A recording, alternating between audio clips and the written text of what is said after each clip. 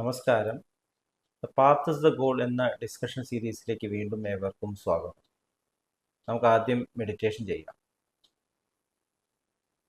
കണ്ണുകൾ അടച്ച് ശാന്തമായിരിക്കൂ.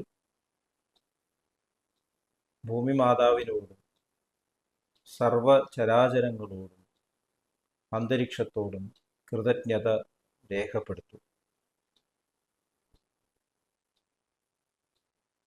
ഭൂമി മാതാവിൽ നിന്നുമുള്ള ഹീലിംഗ് എനർജി കാലുകളിലൂടെ പ്രവേശിച്ച് ശരീരം മുഴുവൻ വ്യാപിക്കുന്നതായും ശരീരത്തിലെ എല്ലാ ഭാഗങ്ങളെയും എല്ലാ കോശങ്ങളെയും റിലാക്സ് ചെയ്യാൻ സഹായിക്കുന്നതായും അനുഭവിക്കും.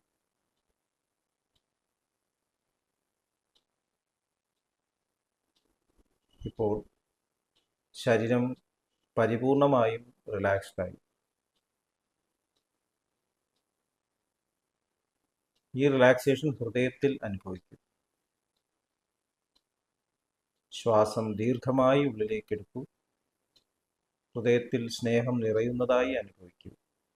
ശ്വാസം പുറത്തേക്ക് വിടുമ്പോൾ പ്രപഞ്ചം മുഴുവൻ സ്നേഹം വ്യാപിക്കുന്നതായും അനുഭവിക്കൂ.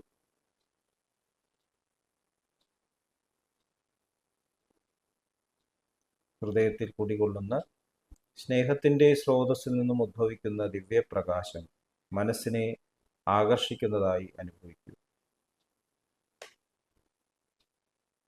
ആ ദിവ്യപ്രകാശത്തിൽ ധ്യാനം ആരംഭിക്കൂ. മനസ്സിൽ ചിന്തകൾ വരുന്നുണ്ടെങ്കിൽ മൃദുവായി അവയെ അവഗണിക്കുക. ദിവ്യപ്രകാശത്തിൽ ധ്യാനം തുടരുക. Please start meditation.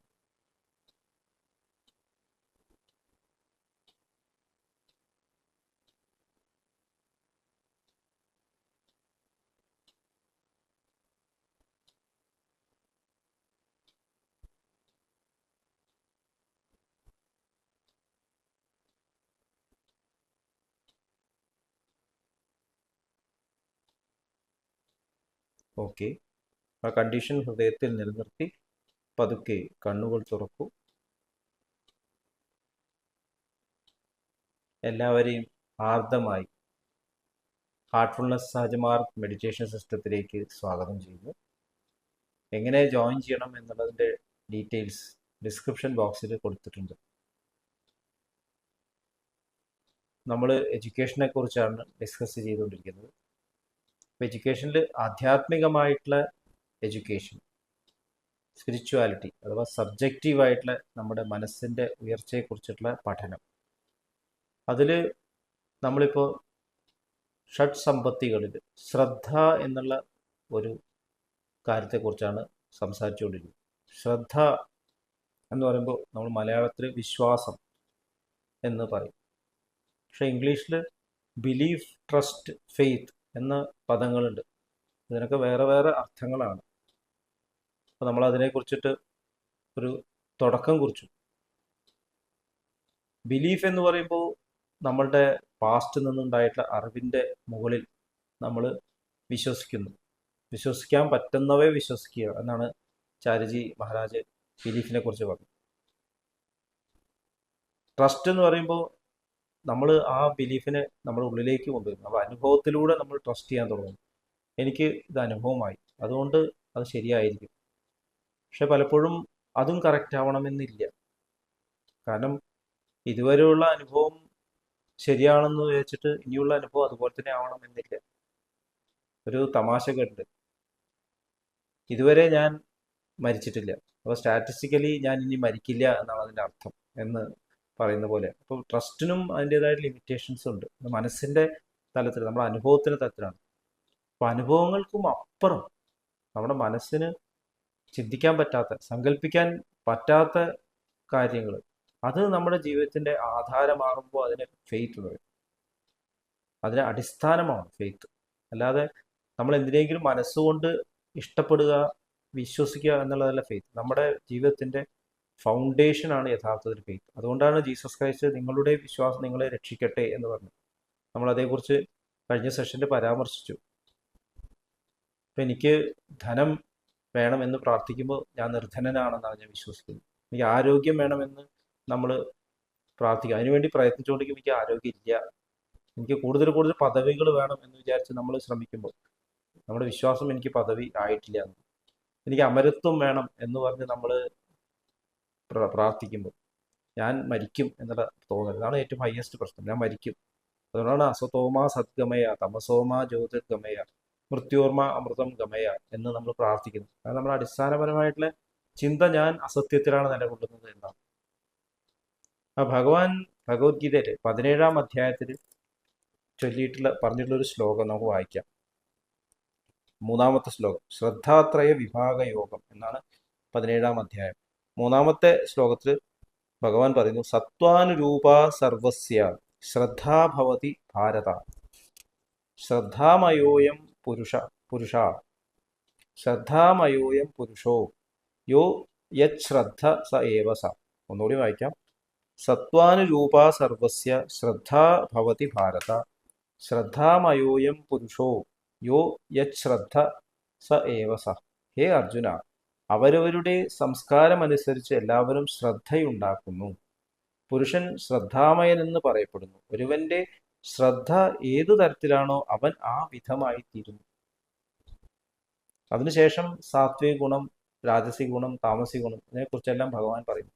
അപ്പൊ നമ്മുടെ ലോകത്തിനോടുള്ള ആറ്റിറ്റ്യൂഡ്, നമ്മളെ എന്താണ് ആകർഷിക്കുന്നത്, അത് നമ്മുടെ ഫെയ്ത്തിനെ, നമ്മുടെ അടിസ്ഥാനപരമായിട്ടുള്ള നമ്മുടെ ഫെയ്ത്തിനെയാണ് കാണിക്കുന്നത്. നമ്മൾ ഈശ്വരനെ വിശ്വസിക്കുന്നു എന്ന് പറയുന്നു, പക്ഷെ എങ്കിലും നമ്മൾ ഏതെങ്കിലും ഒരു വിഗ്രഹത്തെ പൂജിക്കുകയാണ്.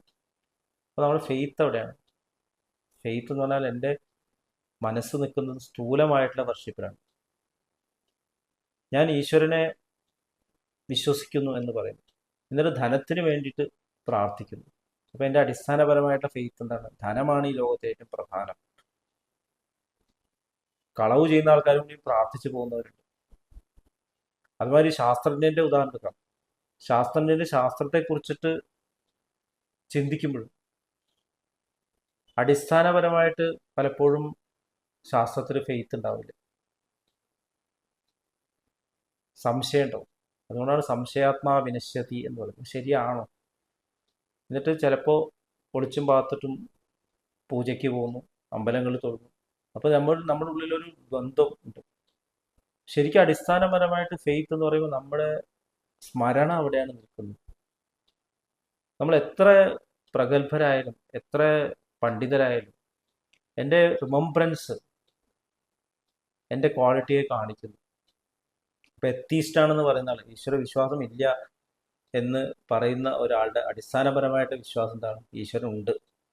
ആ സംശയം കൊണ്ടാണ് ഈ അന്വേഷിക്കുന്നത്. നേരെ മറിച്ചിട്ട് വിശ്വസിക്കുന്നില്ല എന്ന് പറയേണ്ട ആവശ്യമില്ല, പ്രവർത്തിച്ചുകൊണ്ടിരുന്നാൽ പോലെ.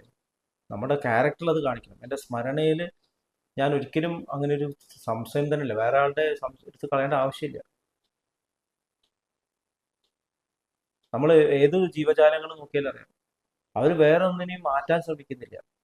അവരവരുടെ ക്വാളിറ്റി കാണിക്കുന്നു. ഒരു സിംഹം സിംഹത്തിൻ്റെ ക്വാളിറ്റി കാണിക്കുന്നു, പശുവിൻ്റെ ക്വാളിറ്റി കാണിക്കുന്നു. അത് അവരുടെ അടിസ്ഥാനപരമായിട്ടുള്ള ഫൗണ്ടേഷണൽ ബിഹേവിയറാണ്. അതാണ് അവരുടെ ഫെയ്ത്ത്. അപ്പോൾ ഞാനെന്നുള്ള ഭാവം എവിടെയാണോ നിലനിൽക്കുന്നത് ആ ഒരു ക്വാളിറ്റി എൻ്റെ സ്വഭാവത്തിൽ കാണിക്കുന്നു. അതുകൊണ്ടാണ് മെഡിറ്റേഷൻ നമ്മൾ എന്തിനെപ്പറ്റി ചെയ്യുന്നു, അത് നമ്മുടെ സ്വഭാവമായി മാറുന്നു എന്ന് പറയും. സ്ഥൂലമായിട്ട് വസ്തുക്കൾ ധ്യാനിച്ചാൽ നമ്മളുടെ മനസ്സ് സ്ഥൂലമാവും, കാരണം നമ്മൾ സ്ഥൂലതയിലാണ് നിൽക്കുന്നത്. നേരെ വച്ചിട്ട് നമ്മൾ ജ്ഞാനത്തിനും അതുമാതിരി ആർട്ടിനും കലയ്ക്കും എല്ലാം വേണ്ടിയിട്ട് നമ്മൾ പ്രവർത്തിക്കും. നമ്മൾ ചെയ്യുന്നത് ഈശ്വര അർപ്പണം എന്നാണ് പറയുന്നുണ്ടെങ്കിൽ നമ്മളുടെ സ്ഥിതി, നമ്മുടെ ഫെയ്ത്ത് അവിടെയാണ്.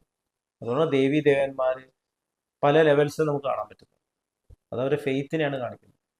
അപ്പോൾ നമ്മൾ എവിടെയാണ് ഫെയ്ത്ത് നമ്മൾ ശരിക്കും വേണ്ടത്? നമ്മുടെ അടിസ്ഥാനപരമായിട്ടുള്ള മൂല്യം എവിടെയാണ് വേണ്ടത്? നമ്മൾ അബ്സല്യൂട്ടിലായിരിക്കണം, സ്നേഹത്തിലായിരിക്കണം. സ്നേഹം ഫെയ്ത്ത് ആയിട്ടിരിക്കുന്ന ആൾ ഒരിക്കലും ഞാൻ സ്നേഹിക്കുന്നു എന്ന് പറയേണ്ട ആവശ്യമില്ല. സ്നേഹം ജീവിതത്തിൽ കാണും. അതാണ് ഭക്തൻ എന്ന് ഭഗവാൻ പറയുന്നത്. ആ ഭക്തൻ പാട്ട് പാടുക അല്ലെങ്കിൽ ഭജന പാടുകയല്ലേ, ഭക്തന്റെ ക്വാളിറ്റി ഭഗവാന്റെ ക്വാളിറ്റിയാണ്, സംശയമില്ല. അതാണ് സ്മരണ എന്ന് പറയുന്നത്.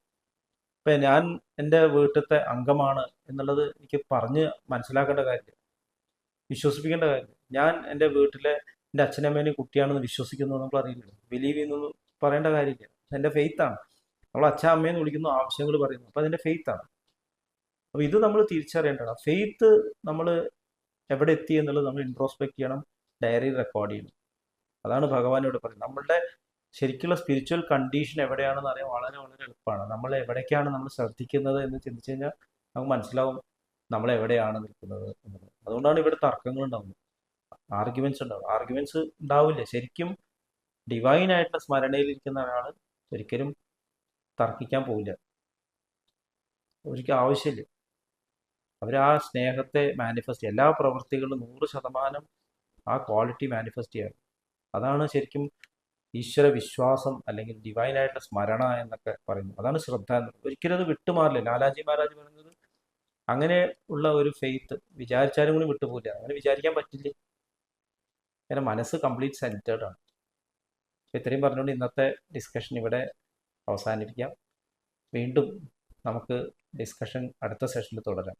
നന്ദി, നമസ്കാരം.